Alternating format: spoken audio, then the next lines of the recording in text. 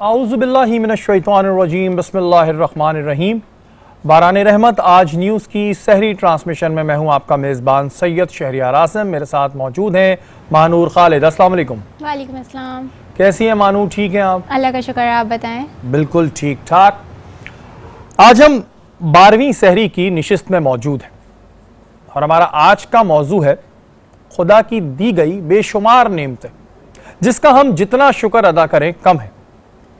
अगर हम गौर करें तो खुदा की नेमतों ने हमें चारों तरफ से घेरा हुआ है। हम देख रहे हैं, हम बोल रहे हैं, हम सांस ले रहे हैं, हम चल रहे हैं, हम महसूस कर रहे हैं। ये सब अल्लाह ताला की नेमतें हैं। इनमें से अगर एक भी हमसे छिन जाए तो हमें फिर लग पता जाता है। बिल्कुल। क्या हम खुदा की नेमतों का शुक्र अदा करते हैं?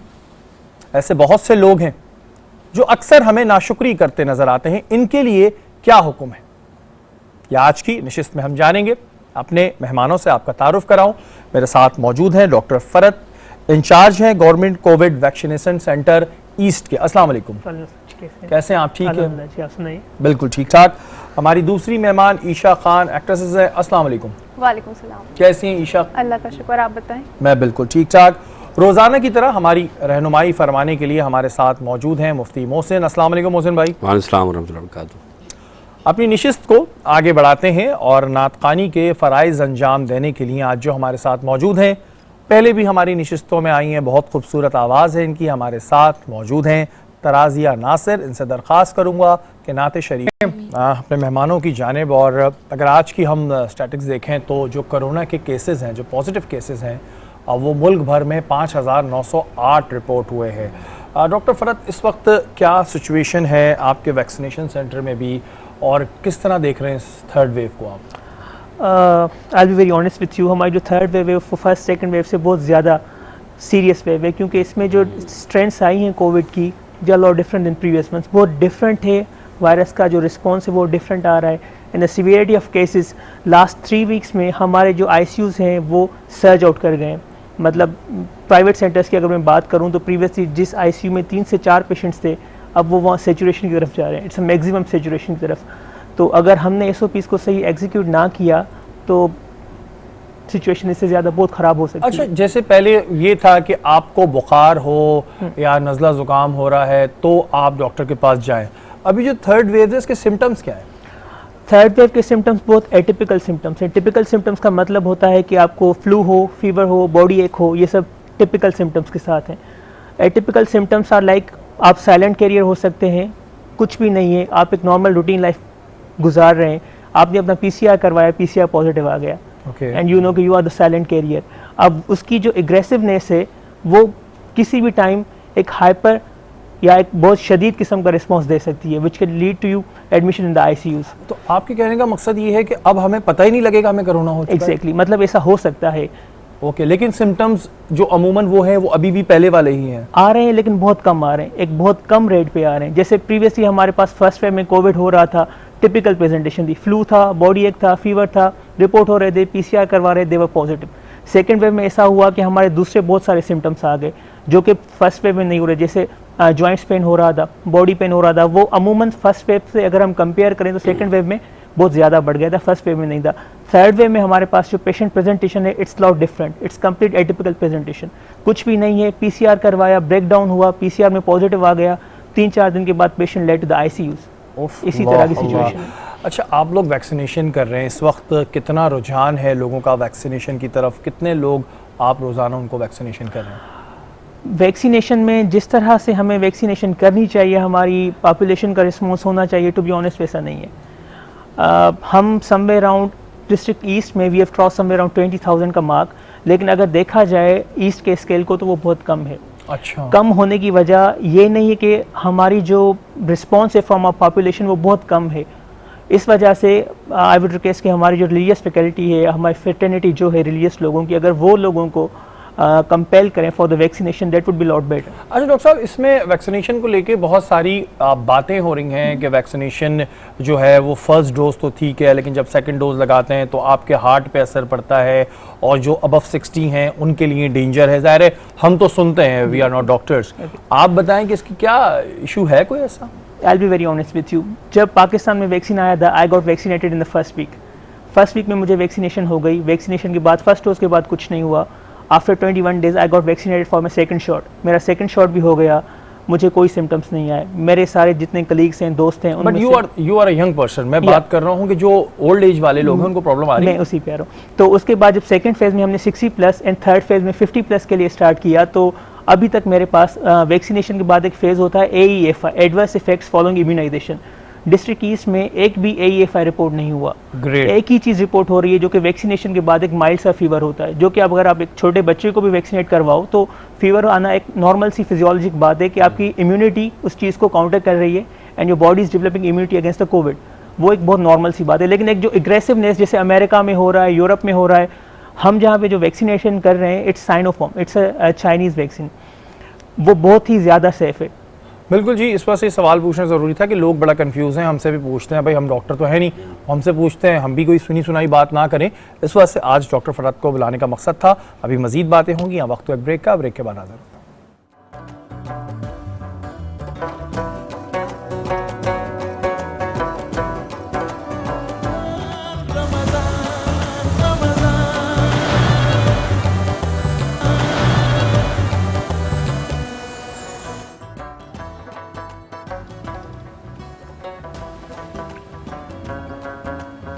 बारान रहमत आज न्यूज़ की सहरी ट्रांसमिशन में एक बार फिर आपको खुशामदीद कहते हैं. और अभी हम ब्रेक से पहले कोरोना वायरस के हवाले से बात कर रहे थे और फिर ना इंसान को वहम होने लगता है. जब आप किसी चीज़ को सुनते रहे ना तो आपको वो सारी चीज़ें फील होने लगती हैं. तो जो अगर सुन रहा हो उसको फील हो रही हो तो ये वहम भी होता है. ईशा, आपकी जाने बातें हैं. बड़े इस वक्त ज़ाहिर कोरोना के मामला काफ़ी अरसे से चल रहे हैं. आप क्या देख रही हैं, कितना असर पड़ा है आप लोगों के काम पे? क्योंकि बहुत सारे जगहों पे हमने देखा है कि प्रोडक्शन भी उस तरह नहीं हो रही है, शोज़ भी नहीं हो रहे हैं. तो कितना आप देख रही हैं काम में फ़र्क आया है? फ़र्क तो बहुत आया है. फ़र्क बहुत आया है. पहली चीज़ ये कि हमें इतना वहम आ चुका है कि हम घर में भी बैठे हुए होते हैं, हमें ये होता है कि नहीं अभी घर में ही रहो तो बेहतर है. फिर उसके अलावा घर वाले वो इजाज़त नहीं देते क्योंकि ज़ाहिर है उनके दिल में भी ये है, खौफ बैठा हुआ है. और मेरी मदर तो बिल्कुल मुझे नहीं जाने देती. जब से कोविड आया है तो उनको एक वहम सा हो गया है. वो कहते हैं कि नहीं अब जितना बंदा घर में रहे उतना ही ठीक है. और काम पे तो बहुत असर पड़ा है. हम अगर चले भी जाएं कहीं तो फिर एक टेंशन सी रहती है कि नहीं अगर हमें कुछ अल्लाह ना करे कि हमसे घर वालों को लग जाए, या अपने से ज़्यादा हम अपने घर वालों के लिए परेशान होते हैं. अच्छा, ज़ाहिर है जब आप शूट पे जाते हैं तो वो मेकअप आर्टिस्ट भी होते हैं, मेकअप भी होता है, फिर ज़ाहिर है और भी स्टाफ साथ होता है, तो उसमें फिर SOPs का ख्याल रखना थोड़ा मुश्किल भी हो जाता है. मुश्किल भी होता है पर रखते हैं. अच्छा, वैसे मैंने देखा कि इतनी SOPs हमारे मुल्क में, स्पेशली कराची की अगर हम बात करें, शहर में तो इतनी फॉलो नहीं हो रही. मार्केट्स में और बाज़ारों में इधर उधर कहीं फॉलो नहीं हो रही.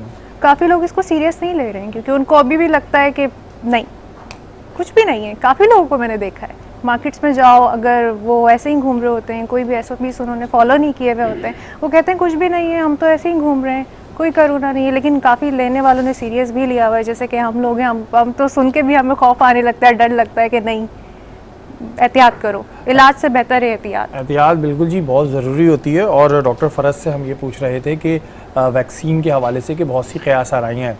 डॉक्टर साहब, इस तरह की क़यास आराइयाँ भी सुनने में आती हैं कि जी वैक्सीन लगाने के बाद बहुत सी कमज़ोरियाँ हो रही हैं और कोई चिप है, कोई कोड है जो बॉडी में लग जाएगा. अब लोगों ने अलग अलग किस्म की इस तरह बातें की हैं, तो क्या करें हम इन बातों का? मैं इसका स्टार्ट ऐसे करूँगा, जब हमारे पास पोलियो की वैक्सीन आई थी तो उस टाइम पे भी इस तरह की कयास आ रही है, बहुत हुई थी. एक जनरल ट्रेंड था पब्लिक का. डेफिनेटली लोग चेंज को एक्सेप्ट नहीं करते, इसका सिंपल आंसर ये है. लेकिन I want reassure you through your platform कि कोई ऐसी बात नहीं है, इट्स सेफ. हमने इसीलिए सबसे पहले अपने डॉक्टर्स को लगाई है. अगर ऐसा कोई चीज़ होती तो हम पहले डॉक्टर्स खुद नहीं लगाते. अच्छा, ये बात भी है हमारे यहाँ तो ना, हर बंदा डॉक्टर है और हर बंदा ऐसा लगता है कि वैक्सीनेशन सेंटर का इंचार्ज है. वो बता रहा होता है कि नहीं चाइनीज़ जो है वो ये है और कोई रशिया से आई है वो ये है. इसकी क्या वो है? हम जो गवर्नमेंट सेटअप्स में लगा रहे हैं they are all Chinese vaccines. उसमें हमारे पास 2 वेरिएंट्स हैं. Initially it was Sinopharm, it was dual shot, 2 shots थे 21 days apart. Its name was Sinopharm, जो हमने अपने डॉक्टर्स को लगाई. उसके बाद सिंगल शॉट आई हमारे पास कैनसाइनो का एक ही शॉट था. तो as compare to the Sinopharm, CanSino was bit heavier. तो उसमें ऐसा हो रहा था कि सडन फीवर आ रहा था, बॉडी एक आ रहा था, जो कि कोई अनहोनी सी बात नहीं है. वैक्सीनेशन लगने के बाद बॉडी अपना रिस्पॉन्स देती है. It was all normal and physiologic. लेकिन उसको लेके हमारे लोग डर गए, मतलब 50% वाली बात को 150% करके प्रेजेंट करी अपने पूरे सर्कल्स में, तो वो चीज़ एग्रेवेट हो गई। लेकिन फिर we are coming back towards the dual shot, जो हमारे पास नई वैक्सीन आ रही है वो भी डुअल शॉट है, 28 days apart and it's quite safe. और ये कितने कितने एक डोज लगाने के फिर दूसरी डोज के लिए आप लोग कब कॉल करते हैं? 28 डेज अपार्ट। 28 डेज के 28 बाद। days। और इसकी वैलिडिटी कितनी है और क्या वैक्सीन लगने के बाद चांस है कि दोबारा हो जाए? वैक्सीन लगने के बाद एक माइनर सा चांस है कि आपको कोविड हो सकता है, क्योंकि हमारी इम्यूनिटी को डेवलप होने में 14 to 21 डेज लगते हैं after the first shot and after the second shot age में। तो माइनर सा चांस तो है कि आपको कोविड हो सकता है। लेकिन लोग इतना, जैसे मैंने ईशा से भी सवाल किया, लोग अभी भी जो है वो SOPs हमें फॉलो करते कहीं नज़र नहीं आ रहे हैं। इनफैक्ट तो अब तो ये बात हो रही है कि आर्मी को उतारना पड़ेगा तब जाके कहीं SOPs फॉलो होंगी। तो ये लोगों ने इसको इतना क्यों नहीं लिया हुआ सीरियस? ड्रामा लगता है लोगों को, ड्रामा लगता है, वो समझ रहे हैं ड्रामा ड्रामा है। मैं ऐसे स्टार्ट करूंगा कि ये आप उन फैमिली से पूछें जिन्होंने अपनी फैमिली मेंबर्स को कोविड में उनकी डेथ हुई है, या अगर हमारी पब्लिक को काश हम ICUs दिखा पाते। हमारे पास एक मशीन है जिसको हम CPAP कहते हैं, it's a continuous positive airway pressure machine. Oxygen की सेचुरेशन को मेंटेन करने के लिए हम लगाते हैं, प्रीवेंट कंडीशन है ये जिसमें हम लगाते हैं। अगर आप उसकी आवाज़ सुने, आपके सारे ACs की अगर हम आवाज़ एक साथ कर लें तो उसकी आवाज़ उससे कई ज़्यादा होती है। जस्ट इमेजिन दैट कि अगर आप ICU में जा रहे हैं and you are going through that phase, it's not tragic. तो इट्स बेटर कि आप मास्क पहन लें and just execute the protocol. बिल्कुल जी, जो डॉक्टर साहब बात कह रहे हैं बड़ी इंपॉर्टेंट बात है और लोगों को समझना चाहिए कि ये एहतियात हम सबके लिए ज़रूरी है। अभी जो आप हमारा पड़ोसी मुल्क है इंडिया, वहाँ की सूरत हाल देख रहे हैं, अल्लाह ताला का बड़ा करम है कि अभी हम लोग सेफ़ हैं, लेकिन एहतियात का हुक्म है। मैं मुस्लिम भाई गलत नहीं कह रहा मेरे ख्याल से, एहतियात का हुक्म है। आप बिल्कुल, मैं अक्सर लोगों के मुँह से ये सुनता हूँ कि अल्लाह मालिक है, बेशक अल्लाह मालिक है, लेकिन एहतियात का भी हुक्म है और ये बहुत एक ज़रूरी चीज़ है।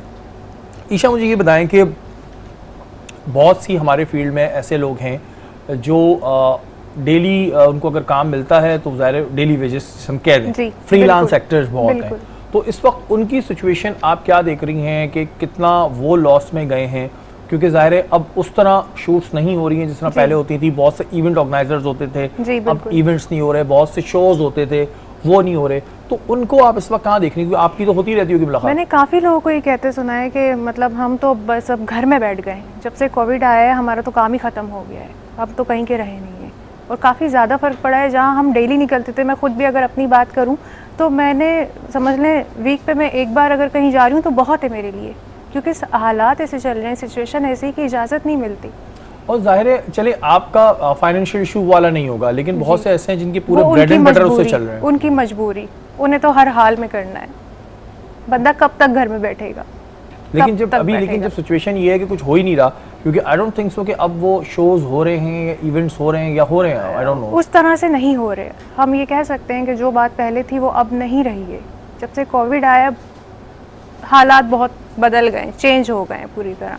और कुछ आप देख लें रमज़ान की रौनकें, पहले रमज़ान में क्या होता था और अब किस तरह से रमज़ान में हम लोग घर पे बैठे हुए होते हैं, शॉपिंग नहीं कर पाते हैं, वो रौनकें ही नहीं रही, वो चीज़ें ही नहीं रही। बिल्कुल जी, रमज़ान की रौनकें जब हमने पिछले साल भी किया था तब भी हमने इस पर बात की थी, तब भी हमने दुआ की थी और इस दफ़ा भी वही दुआ कर रहे हैं। लेकिन सिचुएशन अभी ज़ाहिर उस तरह डेंजर नहीं है, लेकिन डेंजर की तरफ जा रही है। डॉक्टर साहब, अगर ये SOPs फॉलो नहीं हुई और लोगों ने इसको इतना सीरियस नहीं लिया तो क्या देख रहे हैं आप? क्योंकि ज़ाहिर है आप लोग मेन सेंटर में बैठे हुए हैं, आपको पता है कि क्या इन है क्या आउट है, तो अगर लोगों ने इसको सीरियस नहीं लिया तो फिर क्या देखते हैं आप? कल ही हमारे प्राइम मिनिस्टर साहब ने कहा है कि अगर हमने अपनी SOPs को और चीज़ों को सही सेटल नहीं किया, हमारा हेल्थ सिस्टम भी क्रैश कर जाएगा। That simple. क्योंकि जिस तरह से हमारे लोग, मैं इसको कहूँगा दे आर अब्यूजिंग अस।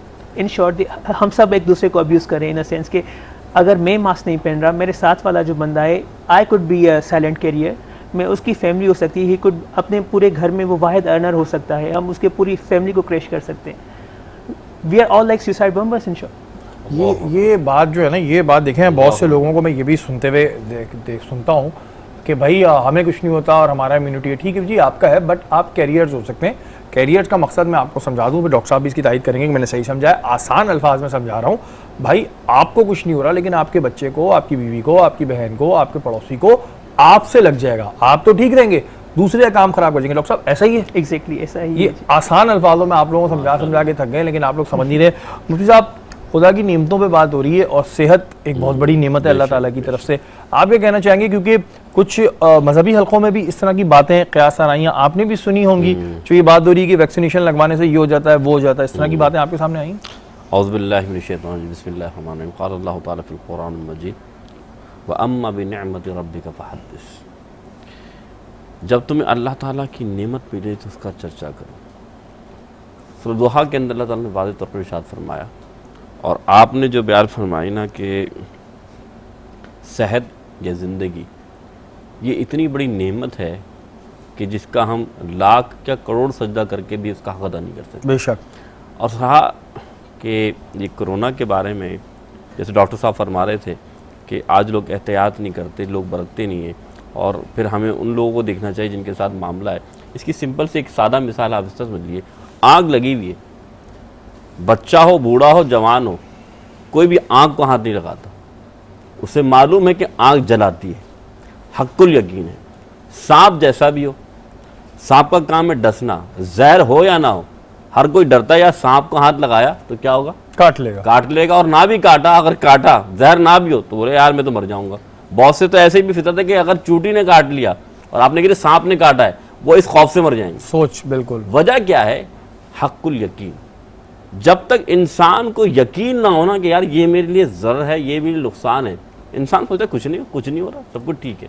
तो अब हमें एतमाद करना होगा अपने आप पर भी और अल्लाह की ज़ात पर भी कि रब ताला का हम पर कितना फजल है कि एक दूसरा इलाका आप देख ले, दूसरा मुल्क देख ले, या दूसरे मुल्कों की हालात देख ले कि जहाँ पर मौत सरेआम बिक नहीं रही, सरेआम खुलेआम देखा जा रहा है कि लाशें पड़ी हुई हैं, अब क्या हालात हैं। लेकिन रब का हम पे फजल ये देखिए कि कितनी बड़ी नेमत है कि रब हमें मोहलत दे रहा है कि बंदे समझ जा, अभी भी वक्त है, अभी भी तुम्हें नेमत दी हुई है कि तुम अपने आप को रोको। लेकिन अगर ऐसा लोग नहीं कर रहे तो याद रखिएगा, मैं आप हदीस से समझा दूँ आपको। उन्होंने फरमाया है अगर कोई शख्स ऐसा अमल, यानी उसको ऐसी बीमारी है जिस बीमारी में वो खुद तो बेहतर है, लेकिन उस बीमारी की वजह से अगर दूसरा शख्स मर गया तो वबाल उस शख्स को है जिसने बीमारी लगाई, यानी मरने वाला उस शख्स के, वो तो शख्स सही है, ठीक है, लेकिन याद रखिएगा वो शख्स उस शख्स का कातिल हो रहा है।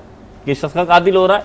तो जो बेचारा कमज़ोर था, नहीं सही, जाहिर सी बात हर एक की इम्यूनिटी, आप करेंगे अंदर की जो ताकत है वो इतनी कुव्वत वाली नहीं कि वो ज़ाहिरी वबा के असरात को अपने ऊपर वारिद कर सके। तो वो शख्स एहतियात करे अगर से मालूम हो गया कि मेरे साथ ये प्रॉब्लम है। लेकिन हकीकत बता रहा हूँ, कुछ लोग ऐसे भी हैं जिनको मालूम भी है कि भाई ये मामलात ऐसे हैं, फिर भी ना बेहतियाती करें। इसके साथ साथ आपने जो सवाल किया ना कि मजहबी हलकों के अंदर ये मामला चल रहा है, तो सब इतनी सी बात है कि देखिए अगर वाक़तन वैक्सीन कोई धोखा ना हो, ज़िंदगी बचाने का ज़रिया है, सेहत दिलाने का ज़रिया है, तो दीन इस्लाम ने इसकी कोई मामला नहीं सवाल फरमाई। जिस तरह इंजेक्शन लगाने से इंसान की ज़िंदगी बनती है, इस तरह वैक्सीन लगाने से इंसान की ज़िंदगी बचती है। बिल्कुल डॉक्टर साहब, आप हमारी नशिस्त में आए, आपका बहुत शुक्रिया, आपने लोगों को बड़ी अवेयरनेस दी। कोई मैसेज आप देना चाह रहे हैं आवाम को? मेरा मैसेज स्ट्रेट एंड क्लियर है कि ये टाइम बहुत हार्ड है। यू गाइस शुड लुक, आप अपने लिए, अपनी फैमिलीज़ के लिए एक हार्ड स्टेप ना लें, SOPs को एग्जीक्यूट करें एंड गेट योरसेल्फ वैक्सीनेटेड। बिल्कुल जी, वो तमाम देखने वाले लोग जो इस वक्त ये नशरियात हमारी देख रहे हैं, उनसे कहना चाहूँगा कि वैक्सीन आप लगवाएं। गवर्नमेंट ने फ्री जो है आपके लिए वैक्सीनेशन सेंटर बनवाए हुए हैं, वहाँ पे फ्री ऑफ कॉस्ट आपको वैक्सीन लगाई जा रही है। अपने बुजुर्गों को पहले सेव करें, उसके बाद अपने आप को सेव करें, SOPs को फॉलो करें, क्योंकि इसमें हम सब का फ़ायदा है। वक्त तो एक ब्रेक का, ब्रेक के बाद हाजिर होता है।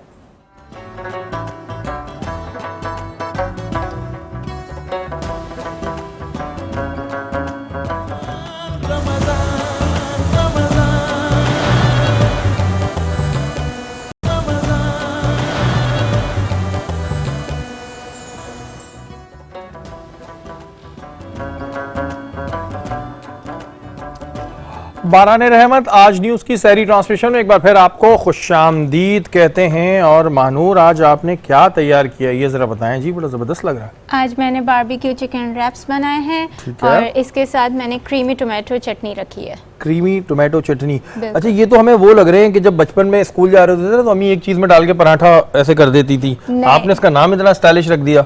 बिल्कुल, लेकिन इसके अंदर जो स्टफिंग हुई है वो बहुत अलग तरीके से, वो तो होती थी अम्मी के कीमा भर देती थी, वो बन गया पराठा के साथ खा लो जाके। लेकिन ये थोड़ा सा अच्छा, अलग क्या है। है इसके इंग्रेडिएंट्स क्या हैं ये बिल्कुल, बताएं। सबसे पहले इसमें बता देती हूँ, मैंने सबसे पहले चिकन को बॉईल करके उसके रेशे कर लिए ताकि वो स्टफिंग के लिए अच्छे से हो जाए, वरना बोटियाँ गिरती रहती हैं पराठों में से। उसको मैंने पहले रेशे कर लिए बॉईल करके, फिर उसको मैंने बटर में, इसको हम ऑयल में नहीं, इसमें हम बटर यूज़ करेंगे। इसमें बटर डाल के हम थोड़ा सा अदरक लहसुन के पेस्ट में इसको अच्छे से मिक्स करेंगे। इसमें हम बारबेक्यू मसाला ऐड करेंगे।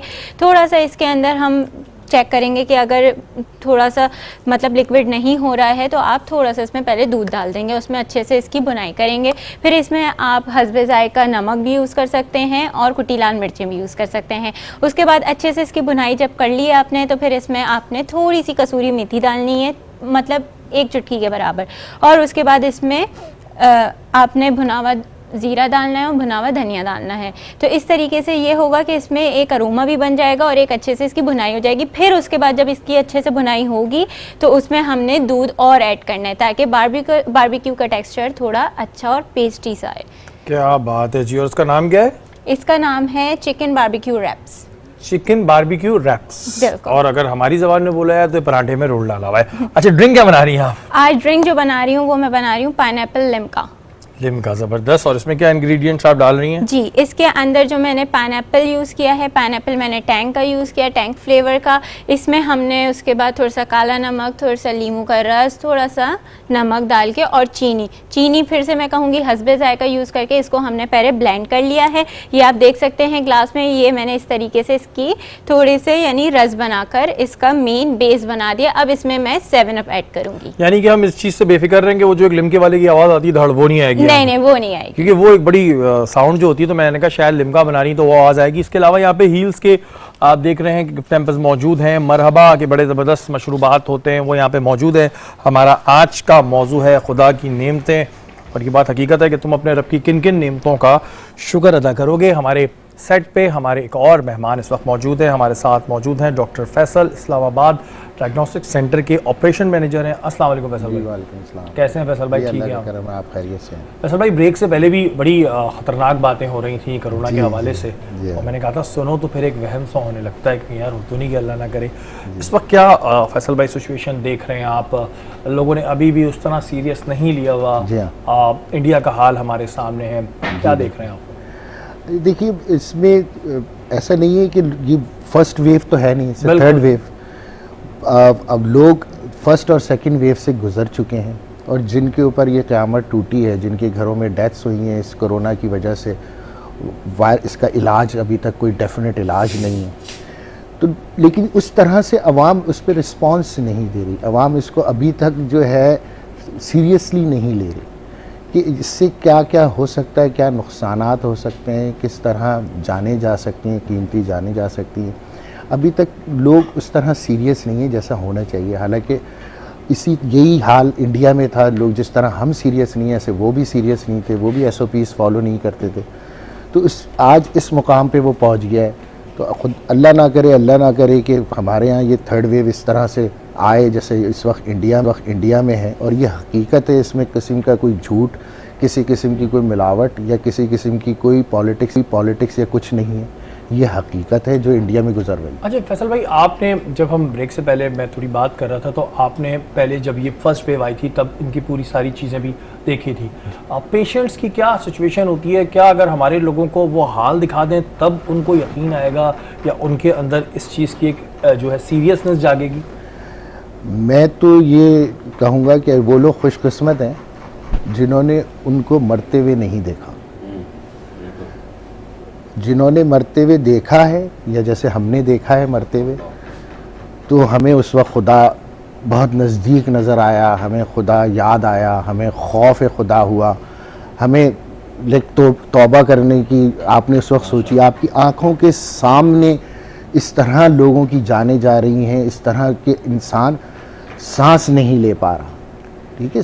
और सबसे बड़ा मैं ये कहता हूँ कि ये वो कब्र का अजाब अल्लाह मियाँ ने ऊपर लाके इंसान को दिखाया है कि इसका कुछ फीसद, 1%, आधा फीसद या उससे भी कम वो अल्लाह ने आपको दिखाया आपकी आंखों के सामने बिस्तर पे लोगों को लिटा के। और सबसे जो इसमें ख़तरनाक बात जिसने मुझे बहुत ज़्यादा खौफज़दा रखा वो ये था कि दूसरी तमाम बीमारियों में ऐसा होता था कि जब इंसान बहुत सीरियस हो जाता है या मौत के करीब होता है तो वो बेहोश हो जाता है या कोमा में चला जाता है, जैसे आम ज़बान में मैं समझाने के लिए कह रहा हूँ, डॉक्टरी लैंग्वेज में नहीं कह रहा। लेकिन इसकी मौत ऐसी थी कि इंसान मेरी और आपकी तरह होश और हवास में है और उसका सांस नहीं आ रहा और उसको ये पता है कि मैं चंद घड़ी का मेहमान हूँ और सामने वाला जो 3 लोग अभी मेरे सामने मरे हैं वो भी उसी बीमारी में हैं जिस बीमारी में मैं हूँ और मुझे कुछ देर के बाद मौत आने वाली है। और मतलब अपनी यकीन मौत को अपनी आंखों के सामने देखना और महसूस करना। और उस वक्त इंसान एक ज़रूर उसमें मैं एक पॉजिटिव पॉइंट ज़रूर देख लूँगा कि ये भी बड़ी अच्छी बात है कि अल्लाह मियाँ ने उसे मौका दे दिया, चाहे वो 7 दिन का दिया 10 दिन का दिया और उसको मौत नज़र आ रही है तो वो अपने गुनाहों की माफ़ी बड़े आराम से एक मौका मिल गया उसे मरने से पहले। लेकिन वो जो मौत है वो इतनी तकलीफ़ दे थी कि हम खौफज़दा हो जाते थे कि हम करें क्या आप करें। लोग किस तरह, क्योंकि देखें साइकोलॉजिकल जो फैक्ट है वो हर इंसान पे होता है, चाहे डॉक्टर हो चाहे पुलिसमैन हो। ज़ाहिर आप लोगों का एक रूटीन में तो ये काम होता है, आप पेशेंट्स देखते हैं, अमवात देखते हैं, एक्सीडेंट्स देखते हैं, but this is new for everyone, हम सबके लिए नया था। तो उस वक्त आपने जो डॉक्टर्स हैं, फ्रंट लाइन वर्कर्स थे, चाहे वो नर्सेज हों चाहे वो कंपाउंडर्स हों, जो उसमें काम कर रहा था, उनके ऊपर कितना साइकोलॉजिकल इफेक्ट देखा इस चीज़ का? देखिए जैसे और किसी फील्ड में हम सब इंसान हैं ना, हमारे अंदर खौफ भी मौजूद है, हम अपने आप को बचाना भी चाहते हैं और ये हमारा एक इंसान की हैसियत से हक़ है कि आप अपनी सर्वाइवल की जंग करें। तो जब हमें ये नज़र आना शुरू हुआ कि कोरोना इतना सीरियस है और हमें वहाँ जाकर, जैसे एक फ़ौजी को पता है कि सामने वो जाकर वहाँ फायरिंग हो रही है और उसे जाके वो करना है, एग्जैक्टली यही सिचुएशन थी कि हमें नहीं पता था कि आज हम अंदर ट्रीट कर रहे हैं और कल हम इसी बिस्तर पे लेटे हुए होंगे उसके लिए। तो वो हमारे लिए खौफ था। लेकिन मुझे नहीं समझ में आया, या तो अल्लाह मियाँ ने जो हिम्मत दी, कैसे दी, किस तरह दी।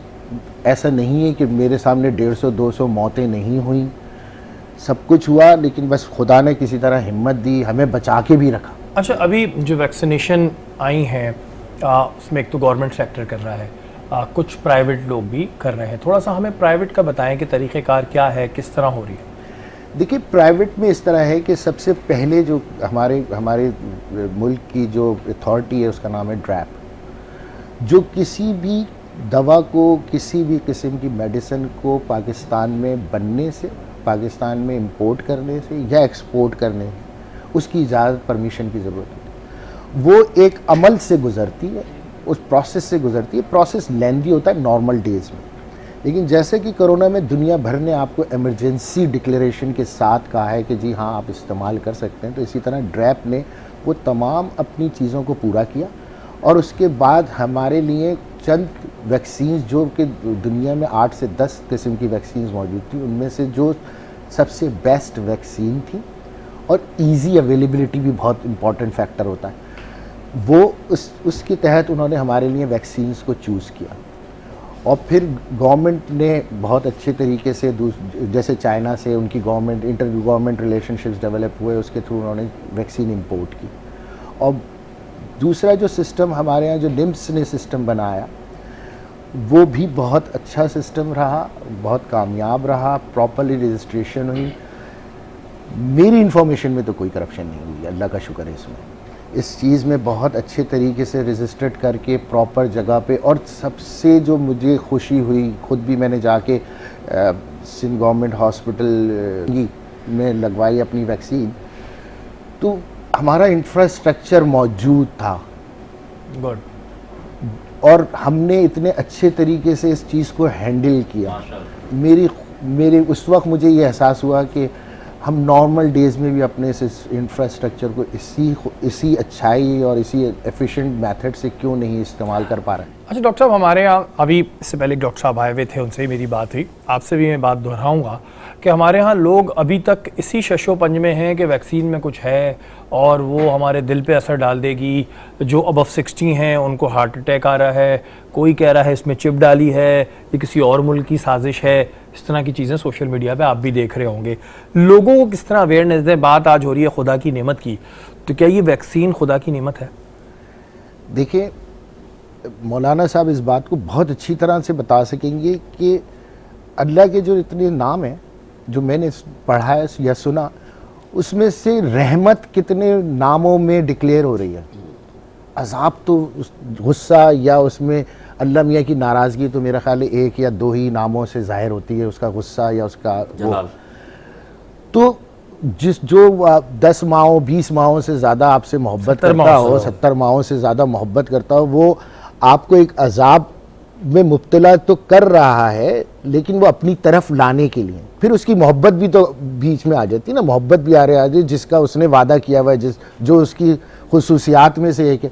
तो फिर ये उसने रहमत ये नाजिल किया आपके ऊपर कि आपको वैक्सीन पाकिस्तान में मौजूद करा दी। अगर सिस्टम पूरी दुनिया का बंद होता और पूरी चाइना अपनी प्रोडक्शन कर लेता, वो अपने यहाँ लगा लेता, इंडिया ने अपनी प्रोडक्शन करके अपने यहाँ लगा ली, आपके यहाँ नहीं पहुँच पाती, तो आप क्या कर लेते? बिल्कुल जी, ये इन तमाम लोगों के लिए और हमारे ऊपर जो खुशकिस्मती है जो मुसलमान हैं कि अब हम पे अजाब नहीं आएगा। हुज़ूर पाक सल्लल्लाहु अलैहि वसल्लम की वजह से हम पे अब अजाब नहीं आएगा, हम पर ये अताब है और ये एक बड़ी ब्लेसिंग है वैक्सीन। डॉक्टर्स के बताने का मकसद, इनसे बार बार ये पूछने का मकसद और आपको दिखाने का मकसद ये है कि आप इसको यूज़ करें, ना कि इन चीज़ों में पड़े रहें कि जी ये किसी की साजिश है, ये कुछ है। अभी जो पिछले अगर हम वेव में देखें तो हम तो इस चीज़ के लिए तरस रहे थे, काश कब आएगी, काश कब आएगी। अब आ गई है तो इसका इस्तेमाल करें, पॉजिटिवली सोचें और महफूज रहें। यहाँ वक्त हुआ एक ब्रेक के बाद आते हैं।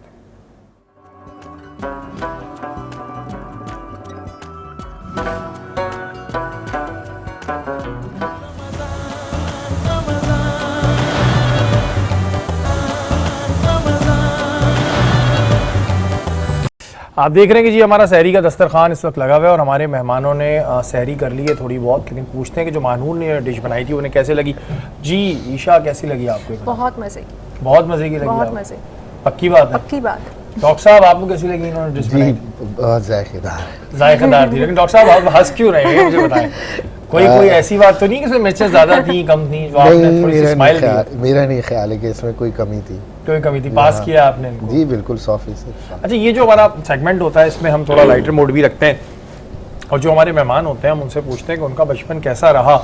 ईशा, आपसे शुरू करेंगे, कैसा बचपन था, कितनी शरारती थी आप, क्या क्या करती थी? बचपन हंसता खेलता शरारतें करता, जैसा सबका होता है। बहुत शरारती थी। नहीं, बहुत सौ का होता है, पिटते हुए भी गुजरता है। मेरा भी पिटते हुए गुजरा है। अच्छा, ये सारे एक्सपेरिमेंट हुए आपके सब साथ? हुए हैं। तो कोई बचपन की ऐसी शरारत अमूमन जो रिकॉल हो और बंदे को याद रहती है? वैसे तो बहुत शरारतें होती हैं, लेकिन कुछ ऐसी हो जो शरारतें तो बहुत सारी हैं, लेकिन हाँ ये था कि मैं लोगों के घरों की बेल बजा के भाग जाएगी। हर कोई ये क्यों करता है? बैल में हाँ, ऐसा क्या है? क्योंकि बहुत मज़ा आता था और साथ में अगर 3-4 बच्चे और हैं, अपने कजन्स हो गए, फ्रेंड्स हो गए, तो वो साथ में पीछे पीछे भागते थे, हम बेल बजाते थे। फिर घर पे शिकायत आती थी तो वो मज़ा आता था बहुत। डांट पड़ती थी अपनी जगह, लेकिन मज़ा बहुत आता था। कुकिंग आप कर लेती हैं? वैसे कुकिंग कभी की है आपने, ट्राई किया है? नहीं, मुझे कुकिंग नहीं आती। बिल्कुल भी नहीं आती? कभी आती है, थोड़ी बहुत आती है। क्या क्या कुकिंग में क्या क्या आता है ये बताएं आप? कुछ भी? अंडा बनाना आता है? अंडा बनाना आता है, पानी बॉईल करना आता है, चाय बनानी आती है, चाइनीज बना लेती हूँ, लेकिन मैं चाइनीज बना लेती हूँ। इतने बड़े बड़े काम आप कर लेती? तो मानूर आप क्लासेस दें, वैसे मानूर अगर आप किसी को ट्रेनिंग देंगी तो आप कितने टाइम में सिखा सकती हैं? बताएं, ये कितने टाइम में सीख जाएंगी कुकिंग करना? अराउंड बेसिक चीज़ें तो आप 1 महीने में सीख सकती हैं बहुत इजीली। ठीक है। और अगर थोड़ा सा उसके अंदर इनोवेशंस और ये सब, तो मोस्ट प्रोबेबली 6 महीने में उसमें आप परफेक्ट शेफ बन शौक के ऊपर भी होता है। मुझे कभी शौक था नहीं, हाँ, cooking लेकिन का। डिपेंड शौक करता है नहीं था, शौक हाँ, पे। मूड के ऊपर होता है। कभी मूड हुआ तो बना कभी घर में लिया। से किसी ने प्रेशर नहीं दिया कि भाई कुकिंग कर लो? प्रेशर ये दिया कि भैया आप किचन में नहीं आओ। अच्छा, ये प्रेशर दिया? ये दिया। कितने बहन भाई हैं आपके? बहन भाई नहीं। अच्छा, आप इकलौती हैं? हाँ, इकलौती। इस वजह से ये प्रॉब्लम आता है, वरना उमन ऐसे प्रॉब्लम्स आते नहीं हैं और इन्हें सिखाएंगे अभी हम थोड़ी देर बाद। फैसल भाई, बचपन कैसा रहा? लोग कहते हैं जो बहुत पढ़ने में अच्छे होते हैं डॉक्टर वही बनते हैं, तो क्या सीरियस बचपन था, ज़्यादा फोकस पढ़ाई पे था या शरारतें उसी तरह चलती रहीं? ये भी एक मिथ है, ऐसा कुछ नहीं है कि ज़्यादा पढ़ने वाले लोग डॉक्टर बनते हैं। अच्छा। और मैं तो बहुत कम पढ़ता तो था। फैसल भाई इंटर में अगर ज्यादा नंबर ना हो तो फिर डॉक्टरी में एडमिशन नहीं मिलता ना? वो पता नहीं अल्लाह मियाँ ने रहम कर लिया उस ज़माने में। रहमत हो गई। हाँ, वो रहमत ही आई थी और वो दाखिला हो गया। कैसे हो गया वो तो बस उस ज़माने में कुछ चेंजेस आई थी, गवर्नमेंट ने की थी, तो उसमें हमारा भी एडमिशन हो गया। तो वैसे बचपन कैसा था फैसल भाई, कितनी शरारतें थी, कोई ऐसी याद सिर्फ है? शरारती थी, पढ़ाई पे बहुत कम ध्यान था, बहुत कम तवज्जो थी। फादर का हमेशा से ये रहता था कि पढ़ाई की तरफ ध्यान दो, और उसमें मारा भी अब्बा ने बहुत दफ़ा, ऐसा नहीं है कि नहीं, और अम्मी ने बचा के बिगाड़ा भी अम्मी ने, ऐसा नहीं है कि नहीं बिगाड़ा, उन्होंने बिगाड़ा भी। कुछ बहन भाइयों की सपोर्ट भी रहती थी कि आप बाहर गए में तो आहिस्ता से दरवाज़ा बंद करके चले गए, वापस आए लेट तो उन्होंने दरवाज़ा खोल दिया, आप घर में आ गए, अब्बा को पता नहीं चला। तो आपके कितने बहन भाई हैं फैसल भाई? मेरी 3 बहनें माशाल्लाह और 2 भाई हम हैं। तो आप कौन से नंबर में हैं? मैं फर्स्ट नंबर में। हाँ, तो बड़े भाई होने का कभी एडवांटेज लिया आपने? बहुत, छोटे भाई से बहुत काम कराए मैंने। ओहो, ये हर बड़े भाई का बहुत काम कराए मैंने, छोटे भाई से, बहनों से बहुत काम कराए। तो ये अब वो रिकॉल करते हैं आपको कि फैसल आप ऐसा कराया करते थे हमारे साथ? बेचारे थोड़ा सा एहतराम करते हैं इसलिए कह नहीं पाते, पीठ पीछे कहते होंगे। कहते होंगे कि ऐसा नहीं होता, ऐसा नहीं है कि वो नहीं जो बड़े कहते होते हैं ना, और अगर वो भाई हों वो खुद सारे काम करेंगे, लेकिन जब बात आएगी ना छोटे बहन भाइयों की तो सारा उनको रूल्स रेगुलेशन उसी वक्त याद आएगा। अच्छा मानूर, आप भी इकलौती हैं, तो आपने फिर खाना पकाना कैसे सीख लिया? मुझे तो सिर्फ शौक था। शौक। बचपन में तो मैंने बहुत सी चीजें जलाई हुई हैं घर में। नहीं, आपको शौक, आप जूडो कराटे भी करती थी, आपने बताया आप ब्लैक बेल्ट हैं, आप और क्या करती थी? आपने बैडमिंटन भी खेला है, तो शेफ भी हूँ। शेफ भी हैं, तो ये आपको सारे शौक में हुए काम? असल में बात है, इकलौती हूँ ना, तो बोर होती थी। हैं? तो बोर होती थी, बोर तो सोचा कि बोरियत को दूर कैसे करूँ, तो शौक पैदा होते रहे टाइम बाय टाइम।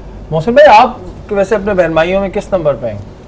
मैं वैसे भाइयों में दूसरे नंबर पर हूँ, हाँ, और माशाल्लाह मेरी 5 बहनें हैं, माशाल्लाह माशाल्लाह। 5 की शादी हो चुकी है अल्हम्दुलिल्लाह। माशाल्लाह। और वैसे अगर देखा जाए तो फिर 6ठे नंबर पर मेरा आएगा।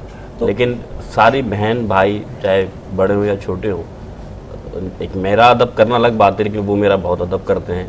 हक तो क्या बात बचपन से आप में ये चीज थी कि इस्लाम की तरफ आपका रुझान था, यही बचपन से था आपके अंदर, या ये कोई चेंज आया जिंदगी में, या फैमिली में से कोई था? नहीं, फैमिली से मुराद की वालिद साहब और वालदा खासतौर पे मतलब नेक से मुराद के दीन की तरफ माइल थी, लेकिन मैं ऐसी सोबत में रहा, मेरे जो शेख हैं वो, मैं बचपन से ऐसी माहौल में रहा।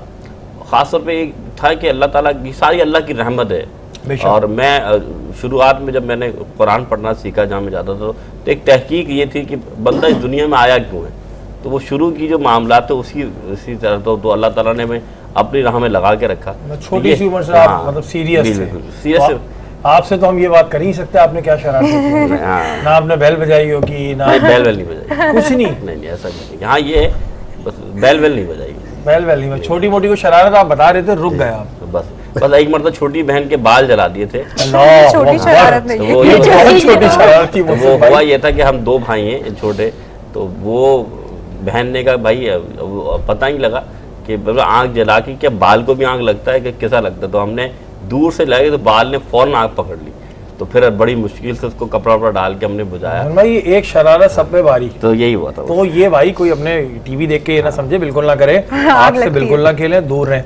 ईशा, जब आपने ड्रामा स्टार्ट किए तो फैमिली की तरफ से सपोर्ट थी, प्रेशर था, क्या सिचुएशन थी? ज़ाहिर है शुरू में तो नहीं था, क्योंकि इकलौता बच्चा होता है तो डरते ही बहुत हो ना, अकेले कहाँ जाओगे? अकेले कहाँ, ये वाला इशू बहुत है मेरे साथ, अकेले नहीं जाना। अभी तक है? अभी तक है, या तो अम्मी कहती है मैंने साथ में जाना है, या नहीं किसी को साथ में लेके जाओ, अकेले नहीं जाना, अकेले नहीं जाना। तो किस तरह फिर कन्वेंस किस तरह किया, ये एक बड़ा अहम वो किस तरह किया? खाना बंद कर दिया था। हाँ, थोड़ा सा प्रेशर में ले लिया, ये फायदा होता है, इमोशनल ब्लैकमेल। खाना बंद कर दिया और नाराज होके बैठ गए, 1 दिन 2 दिन, तीसरे दिन बात नहीं करनी, थोड़े हालात अच्छे होने लगते हैं, बेहतर होने लगते हैं। परमिशन किसने दिया आपको? मम्मा ने दे दी थी? दे दी। ये इमोशनल ब्लैकमेलिंग होती है। फैसल भाई, वैसे अगर आपके पास कोई ऐसा पेशेंट आए जो एक्टिंग कर रहा हो, ऐसी बन रहा हो ना, पेशेंट हो, एक्टिंग कर रहा हो, घर में कुछ ने कुछ ड्रामा किया हो इधर आके, आप लोग पहचान लेते हैं फौरन? जी, कुछ हमारे कुछ बड़े स्पेसिफिक टेस्ट होते हैं। अच्छा, तो वो हम स्पेसिफिक अगर कोई बेहोश होने का ड्रामा कर रहा है ना, बार बार बेहोश हो रहा है, उसको बुखार, एक छोटी सी मतलब मिसाल पता दे चल देता हूँ जाता कि है कि अगर वो एक acting आदमी कर रहा है। एक्टिंग कर रहा है और जो बेहोश होता है तो वो लेटा हुआ है ना, तो हम क्या करते हैं, उसका हाथ उठाते हैं, उसके मुंह पे छोड़ देते हैं। जो बेहोश होता है उसका हाथ तो मुंह पे जाके टकरा भारी, और जो बेहोश नहीं होता वो अपना हाथ साइड पे गिरा दे। और दूसरा, लाइक नो ऑफेंस, खवातीन के साथ लड़कियां जब आती हैं यंग, तो वो क्या करती हैं कि वो उनकी आईज ओपन करके देखो, जब वो बेहोश होती हैं तो वो अपनी आंखें रोल कर लेती हैं, जो ड्रामो फिल्मों में देखा होता है। एक्चुअली ऐसा नहीं होता, मेडिकली ऐसा नहीं होता। मेडिकली तो उसे स्ट्रेट है ना, अगर बेहोश है तो स्ट्रेट आंख, अब तो उसे होश ही नहीं है, तो वो क्या है, आईज रोल अप कर लेती हैं। तो वो हमारे कुछ टेस्ट होते हैं। ये तो फैसल भाई ने ऐसी चीज बता दी जो बहुत लोगों के घर में भी काम आएगी। चेक करें, हाँ, मतलब खुदारा का मतलब समझ जाइएगा। हाँ नहीं, मगर इसको खुदारा इस पे इग्नोर ना ले। कोई ना कोई रीजन होता है, बच्चा कुछ मांगने के लिए, कुछ डिमांड करने के लिए रोता है, ऐसे नहीं रोता। बिल्कुल, और ये तो बहरहाल एक हमारा एक सेगमेंट ये उसका, हाँ ये उसका, हम बच्चों का क्या होता है कि एक न्यू समझ लें कि अपने लिए डिफेंस मैकेनिज्म होता है। तो वो क्या करता है, इस तरह की हरकतें करके, छोटी छोटी सी हरकतें करके अपने घर वालों से अपना एक प्राइमरी गेन चाहता है। बिल्कुल, तो उसको कभी इग्नोर ना करें खुदारा। और बच्चों को बिल्कुल तवज्जो की जरूरत है। फैसल भाई, आप आए, आपका बहुत शुक्रिया। आप लोगों की जो ऑर्गेनाइजेशन है बहुत अच्छा काम करी। कोई मैसेज आप देना चाह रहे व्यूअर्स को? बस सिर्फ इतना मैसेज दूंगा कि खुदा के लिए इस कोरोना को सीरियसली लें और SOPs को फॉलो करें। और आपको जो है हुकूमत ने इतनी अच्छी तरीके से अगर वैक्सीन अरेंज करके दी है, तो खुदारा उस वैक्सीन को लगाएं और उसको ज़ाया ना करें, और जितना मौका आपके पास है उसको जल्द से जल्द अपने आप को वैक्सीनेट करें, ताकि अगली आने वाली, खुदा न खास्ता अगर हमारे मुल्क की तरफ आ रहा है दोबारा कोरोना, तो उससे आप हम सब बच सकें। बिल्कुल जी, अल्लाह ताला हम सबको महफूज रखे, और महफूज रखने के साथ कहा गया है कि एहतियात भी करें। बिल्कुल ये बात है, जितनी एहतियात कर सकते हैं करें। वैक्सीन है, जिन जिन को लगनी है वो अपने आप को लगाएं, अपने बुजुर्गों को लगाएं, पहले उनको सेव करें, फिर अपने आप को सेव करें।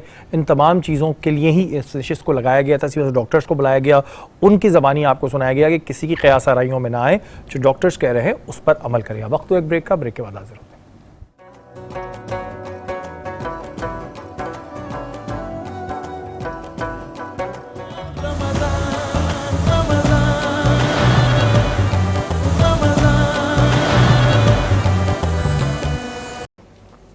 बड़ा अहम वक्त होता है, बहुत कीमती वक्त होता है। इसमें ज़्यादा से ज़्यादा दुआ करें, अच्छे अल्फाज मुंह से निकालें, और अल्लाह ताला हम सब के गुनाहों को माफ़ करें। महानूर, कुछ आप पूछना चाह रही थी? बिल्कुल मुफ्ती साहब, मेरा आपसे एक सवाल है, क्या अगर हम किसी की हक तलफी की जाए तो उसके बारे में क्या हुक्म है? देखिए, हक तलफी का तो हुक्म देखें कि किसी के साथ आप ज्यादती करते हैं, मतलब यानी किसी नेमत की हक तलफी। हाँ, अच्छा, ये अब आपने वजाहत फरमाया। देखिए, अल्लाह ताला ने कुरान में फरमा दिया, और सूरह रहमान अगर आप उठाकर देखें तो 31 मरतबा अल्लाह ताला ने फ़बी अय्यि आलाइ रब्बिकुमा तुकज़्ज़िबान फरमाया कि तुम अपने रब की कौन कौन सी नेमत को झुटलाओगे। यानी कि अगर इंसान, मैं फिर आपकी इस बात को इस तरह समझाता हूँ कि एक रिवायत में मिलता है, मन अरफ़ नफ्सो फ़क़त अरफ़ रब्बहू, कि जिसने अपने नफ्स को, अपनी ज़िंदगी को पहचान लिया तो उसने अपने रब को पहचान लिया। बेशक अल्लाह ताला ने इंसान को तमाम नेमतों से नवाजा। अल्लाह ने आँख अता फरमाई, ये भी अल्लाह की नेमत है। अल्लाह ने ज़ुबान अता फरमाई, ये भी अल्लाह की नेमत है। तो इंसान की माँ बाप अता फरमाई, ये भी अल्लाह की नेमत है। औलाद जिसको दी वो भी अल्लाह की नेमत है। इंसान सरापा नेमत ही है कि अल्लाह ताला ने उसको हर तरह की नेमत अता फरमाई। इसलिए फरमाया लाइन शकर तुम लाज़िदन्नकुम, कि जब तुम अल्लाह का शुक्र बजा लाओगे ना, अल्लाह ताला तुम्हारी उस नेमत को मज़ीद बढ़ा देगा। तो मालूम ही चला कि आपका मुख्तसर जवाब ये कि जो भी नेमत हो, चाहे आँख हो, कान हो, ज़ुबान हो, या जो भी आपके इर्द गिर्द हैं, अगर आप उसकी कदर करेंगे, शुक्र बजा लाएंगे, तो अल्लाह क्या करेगा, उसको मज़ीद बढ़ा देगा। और नाशुक्री करेंगे तो इसका मतलब ये कि अल्लाह ताला कमी कर देगा। बिल्कुल। और एक सवाल और है कि अगर हम किसी इंसान में मायूसी की कैफियत आ जाए और वो हर चीज़ से नाउमीद होने लगे, तो इस चीज़ को कैसे ख़त्म कर सकते हैं? कुरान ने वाज़ेह फरमाया, ला तक़नतु मिन रहमतिल्लाह, अल्लाह की रहमत से कभी मायूस ना हो। जब तक कि मौत अपने सामने मत देख लो ना। अल्लाह ताला के रसूल फरमाते हैं, तौबा का दरवाज़ा खुला हुआ है। कब तक? जब तक इंसान अपनी मौत सामने ना देख ले कि अब मैं मरने वाला हूँ, फिर तौबा का दरवाजा बंद हो जाता है। तो सबसे पहली बात तो नाउमीदी तो कुफर है। मुराद ये कि एक मोमिन एक मुसलमान की तो सिफत ही नहीं है, जी। क्योंकि अगर वो अल्लाह पर ईमान रखता है, रसूल पर ईमान रखता है, तो यकीन माने अल्लाह तो मदद करता है। अब हम अल्लाह ताला से किस इहदिनस सिरातल मुस्तकीम हम बार बार क्यों कहते हैं, या अल्लाह हम तेरी ही इबादत करते हैं, तुझसे ही मदद मांगते हैं। तो मुराद ये कि जब बंदा अल्लाह से मदद मांगता है तो फिर अल्लाह ताला तो बड़ा करीम है। मिसाल देता हूँ, इसको गौर से सुनिएगा। जी। सूरज निकलता है, चांद भी निकलता है। अगर बिजली का बिल बराबर में दोनों घर हैं, दोनों घर में यकसा चीज़ें हैं, लेकिन अगर 3 महीने कोई बिजली का बिल ना दे, बिजली वाले काट देते हैं बिल्कुल बिल। लेकिन याद रखिएगा, कोई अल्लाह का नाफरमान है, कोई अल्लाह का फरमाबरदार है। नवाज सब। रब ने जब अपने सूरज को हुक्म दिया तो ये नहीं फरमाया कि देखो इसने भी नाफरमानी शुरू कर दी बेशक। तो इसके यहाँ रोशनी कम दे देना। बिल्कुल। अगर चांद को ही नहीं फरमाया, अल्लाह सबको दे रहा है, क्योंकि वो रहमान है। वो ऐसा रहमान है कि तुम मानो ना मानो, मेरा काम है देना, मेरा काम है रहमत बरसाना। तो अल्लाह तो बड़ा करीम है। अच्छा मोहसिन भाई, एक चीज़ हमारे यहाँ ये बड़ी कॉमन है कि हमारे पास नेमतें होती हैं, हमारे पास खाने को होता है, पीने को होता है, लेकिन हम दूसरे को देखते हैं और फिर अपना ये रोना रोते हैं कि जी हमारे पास तो ये नहीं है, हमारे पास तो वो नहीं है। ये बड़ी कॉमन सी चीज़ है। ऐसी सूरत में क्या हुक्म है कि जो एक तरीके से ये अल्लाह ताला की नाशुक्री हो गई, बिल्कुल। ऐसे लोगों के लिए क्या हो? देखिए, अस्फला मिनकुम का आया है हुक्म कि तुम जब देखो तो अपने से नीचे को देखो। मिसाल के तौर पे मैं आपको एक बड़ी आसान मिसाल देता हूँ कि अल्लाह की नेमत होती क्या है। मेरे शेख हैं, वो फरमाते मैं एक हॉस्पिटल गया, वहाँ बेड पर एक मरीज़ से मिलना था, तो दूसरे मरीज़ पर जो बेड पर एक मरीज़ ऐसा बैठा था कि इसके पास 2 नेमतें थी, बिरयानी भी थी और सादा चावल भी थे। वो दोनों खा रहा था लेकिन रो रहा था। शेख ने फरमाया कि ये अजीब मरीज़ है कि बिरयानी भी खा रहा है लेकिन डॉक्टर देते नहीं है, लेकिन और सादा चावल भी खा रहा है फिर भी रो रहे हैं, और इसको ऐसा मर्ज लाहक क्या है? तो फिर डॉक्टर ने जवाब दिया, हजरत इसको ये मर्ज लाहक है कि जुबान के अंदर सेल हैं, टेस्ट सेल। चीनी भी मीठी है और आम भी मीठा है, लेकिन याद रखिएगा आपकी जुबान बताती है कि चीनी कैसा मीठा है और आम कैसा मीठा है। फरमाया ये सेल अल्लाह ने से छीन लिए। सोचिए, इतनी सी नेमत जब आपसे अल्लाह छीन ले तो फिर आपका क्या हाल होता है? आप कुछ भी खाएं पता नहीं लगता। अच्छा, ये हमारे यहाँ एक बड़ी ऐसी चीज़ है, जैसे मोहसिन भाई ने कहा कि अपने नीचे को देखो, लेकिन ऐसा होता नहीं है। रीज़न ये है, हम जब रोड पे निकलते हैं हमें कई लोग ऐसे नज़र आते हैं जिनकी टांगें नहीं होती, कई के हाथ नहीं होते और 10 किस्म के मसाइल हो लेते, हम उनको नहीं देखते, हम हमेशा अपने से ऊपर को देखते हैं। और यही वजह है कि हमारे अंदर एक परेशानी, एक मायूसी जो है वो फिर जन्म लेती है। जी मोहसिन भाई, मैं फिर एक बात कहूँगा, देखें मायूसी क्यों जन्म लेती है? वजह ये कि हम सोचते हैं कि हमारी ज़िंदगी दुनिया की बहुत तवील है और हमें अपनी ज़िंदगी में हर चीज़ हासिल कर लेनी है। कहते सामान 100 बरस का पल की खबर नहीं। इंसान का हाल यही है कि इंसान को पता ही नहीं है कि कौन सा लम्हा उसकी ज़िंदगी का आखिरी लम्हा बन सकता है, लेकिन जो अल्लाह ने नेमतें दी हैं ना, उसका वो शुक्र बजा ला ले।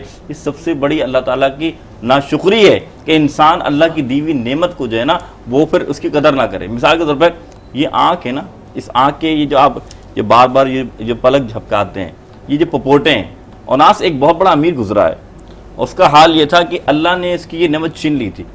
वो दुनिया के 4-5वें अमीर तरीन में था। डॉक्टर्स ने उसके साथ ऐसा किया कि आप देखें कोई भी कंकरी आती है फौरन आपके पलक के बाल आ जाते हैं। बिल्कुल। तो ये क्या है? ये सेफ्टी है। इसी तरीके से आप देख लें, इसी सूरह रहमान के अल्लाह ताला फरमाता है मरदल बहरैन यल्तक़ियान, के 2 समंदर आपस में चल रहे हैं, साथ साथ हैं, लेकिन फिर भी एक दूसरे पर हावी नहीं होते।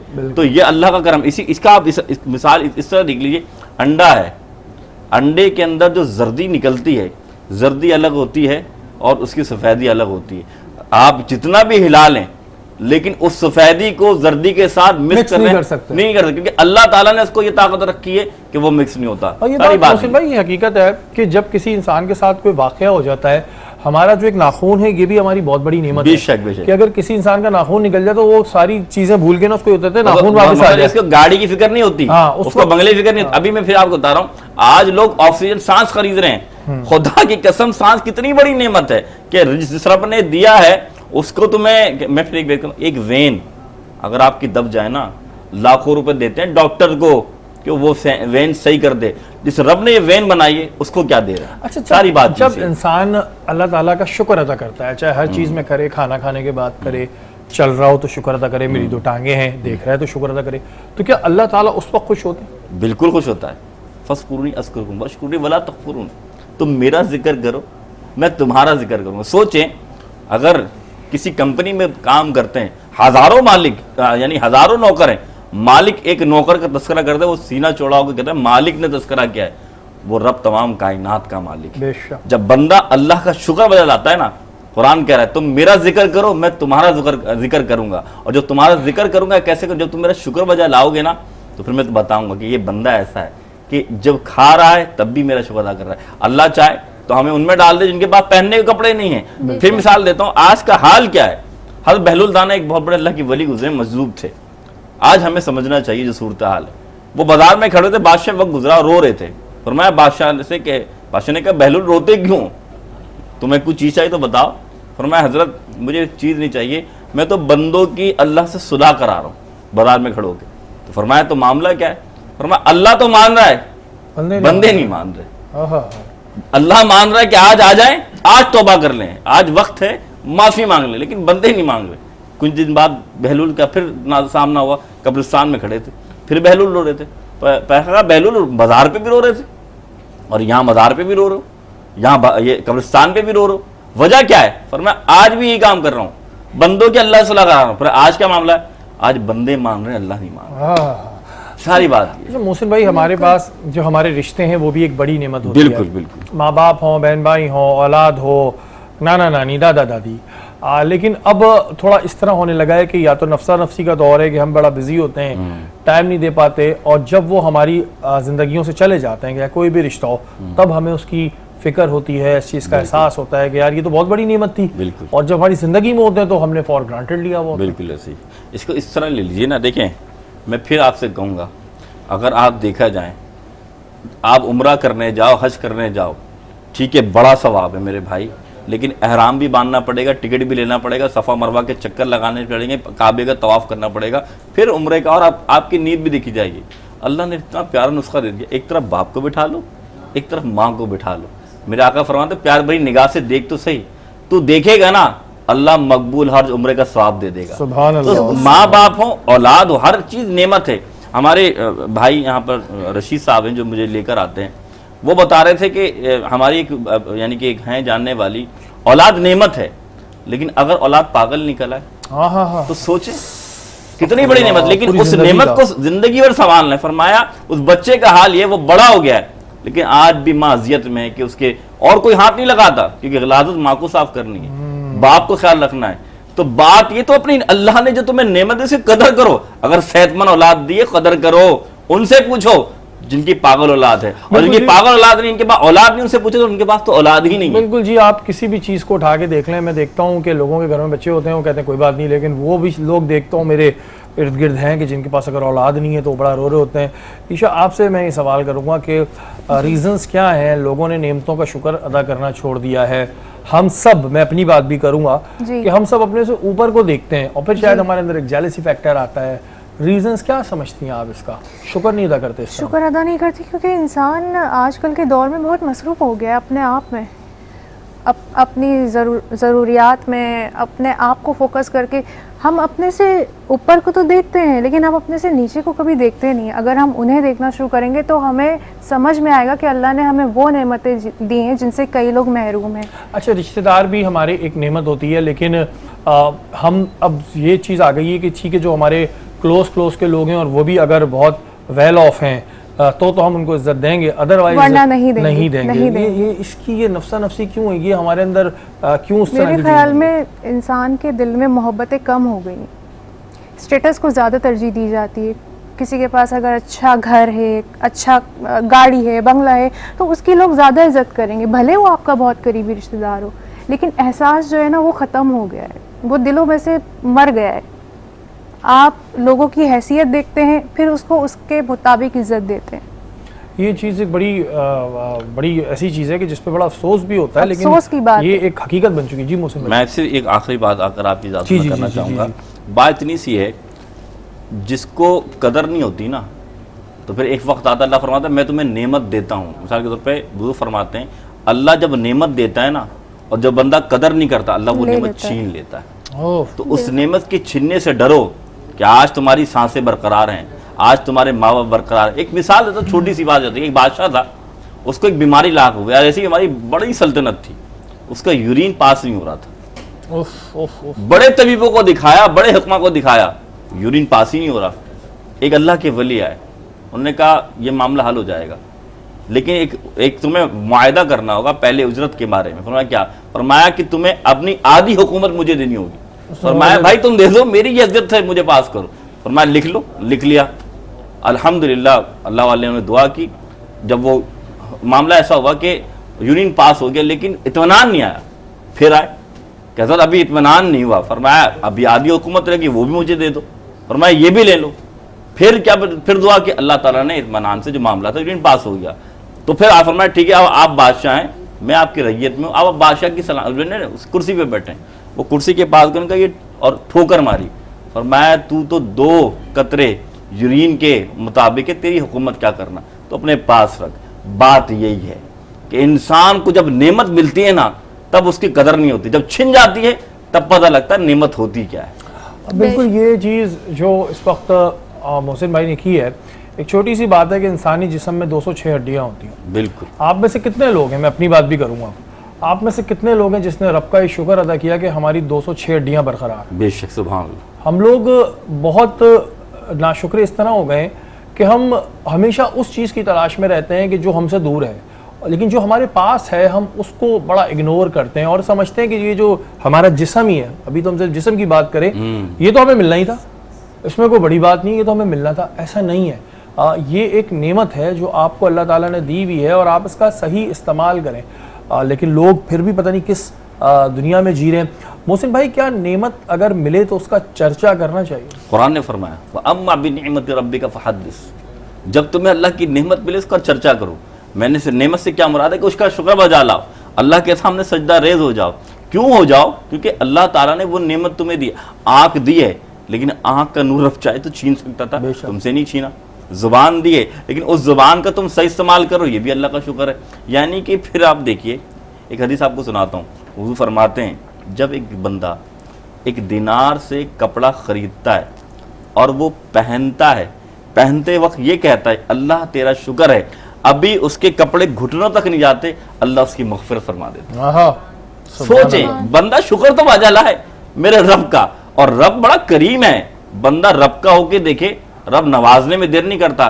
सिर्फ बात ये है हमने अपने रब से लो लगाना बंद कर दिया। बिल्कुल जी, और यकीन माने जब भी नशिस्तों पे बैठ के हम ये बातें सुनते हैं तो अपने आप को, मैं अपनी बात कर रहा हूँ, मैं एक बहुत गुनहगार फील करता हूँ। इसका रीज़न ये है कि इतनी नेमतों के बाद हम फिर भी एक हवस में लगे हुए हैं। उसको मैं चाह नहीं कहूँगा, एक हवस कहूँगा कि ये भी मिल जाए, ये भी मिल जाए, ये भी मिल जाए, सब मिल जाए।